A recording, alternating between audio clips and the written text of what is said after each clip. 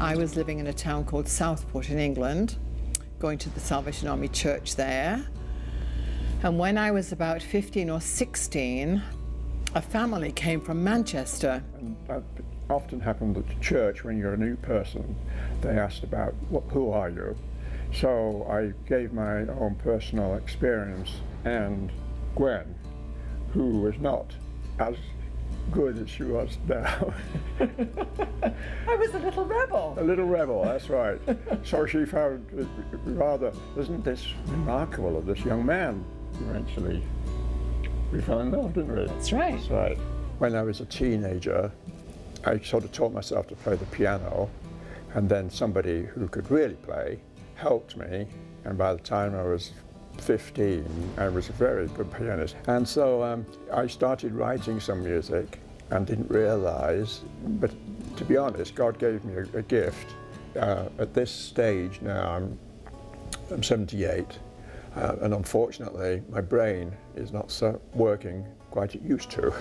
I couldn't remember some of the things, and very quickly I began to realize I'd lost some of the thinking. I was conscious of Robert, he's a little bit older than me, having some challenges.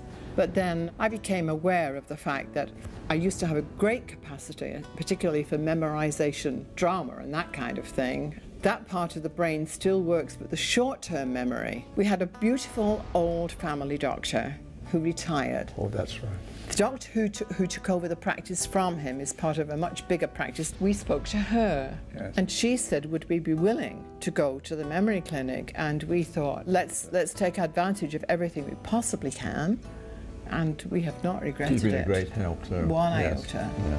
Ah, very nice. Mr. and Mrs. Redhead, they came here, they were tested, and we saw that there was some memory impairment. It was mild. They went through PET scans of the brain to look for amyloid, and they actually have accumulation of amyloid plaque, which makes us feel fairly certain that their mild memory problem is related to the underlying Alzheimer's process. So Mr. Redhead is well underway. He's participating in an important study with a drug under test called aducanumab. This is a drug that draws amyloid plaque out of the brain and is hoped to be effective in modifying the course of Alzheimer's disease so people stay much more stable from a cognitive standpoint than they would without this drug. Hi, you made it. Come on in, darling. It's more the short-term retention of information that is a challenge for them. So, you know, they may need more reminders. My mom will use her day timer to help her guide what she's doing that day, and that will help kind of remind her of the things that she had planned to do. I can also, on any given day, prioritize in order the items that need to be done on that day, and I would be lost without it. I think that they have come to a place of peace and acceptance with the limitations that the memory loss brings. Certainly there are times where it can be frustrating for them in the sense that just little things are harder. So, you know, having to pack a suitcase and go away, you know, there's more checking that they've got everything they need. There's more worry that they might forget something. You know, as my dad has mentioned about the music, he's still able to play, he's still able to enjoy music, he's still able to conduct. Yes, this is the room where you so kindly say, I do my magic. This is the keyboard. I can still play the piano, and but I can't create. And that I find a frustration. But it's just that the part of the brain has gone, and so I have to live with that.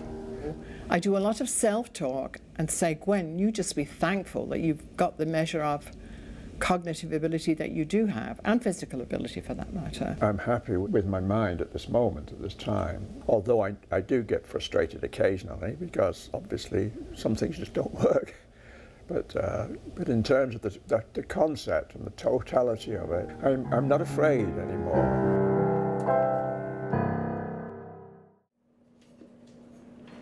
Not too many years ago, our clinical trials in Alzheimer's disease really dealt with people who were pretty impaired with the disease. People who have a family history, who are sensitized either by knowing someone in their family or a friend who's had Alzheimer's disease, knows how bad this disease can get. And it can start with very subtle symptoms or just with risk.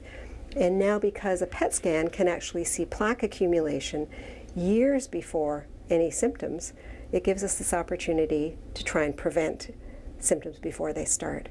Mr. and Mrs. Redhead are among the heroes that we deal with every day here, who recognized that there was something not quite right about their memory. They were still very high functioning individuals and wanted to do something about it. So here are the two bad actors in Alzheimer's disease. This smudgy plaque is amyloid, these brown, ugly areas. This is plaque that's accumulated over many, many years. And these sort of dashed black areas are tau, two proteins that are nasty, shouldn't be there, certainly not in this quantity in the healthy brain. And if we leave this unchecked over years, the brain is ravaged. Ah, very nice. They signed on to two different studies, Mr. and Mrs. Redhead, to try and tackle amyloid plaque. They come to see us regularly, they undergo scans, they undergo cognitive testing, blood work, cardiograms. Mr. Redhead is well underway. He's participating in an important study with a drug under test called aducanumab. This is a drug that draws amyloid plaque out of the brain and is hoped to be effective in modifying the course of Alzheimer's disease so people stay much more stable from a cognitive standpoint than they would without this drug. At certain intervals, he will go for an MRI scan separate from this facility. We know with these study drugs, and aducanumab I mentioned, that over a year we can dramatically reduce or clear plaque. And is that now enough to keep people from progressing in their disease or progressing much more slowly than their untreated, placebo-treated cohorts? With Mrs. Redhead, her study drug was in the form of a pill that she would take daily, and she would come for visits not monthly. She wasn't receiving intravenous infusions, sort of on average every 3 months, and undergo testing, blood work, cardiograms. The cognitive testing is our window into how people are doing. We do it periodically throughout the study. We've done it at the baseline before treatment, and we'll continue through the 18 months. Yeah, it's a very nice place to be. Yeah. And yet I know people, when they look at things like this, it can, well, I'll never go there, yet you just don't feel anything. It's very pleasant. There's this stigma of, cognitive impairment and Alzheimer's and clinical trials and being a guinea pig, and we need to get rid of that. That's just not appropriate.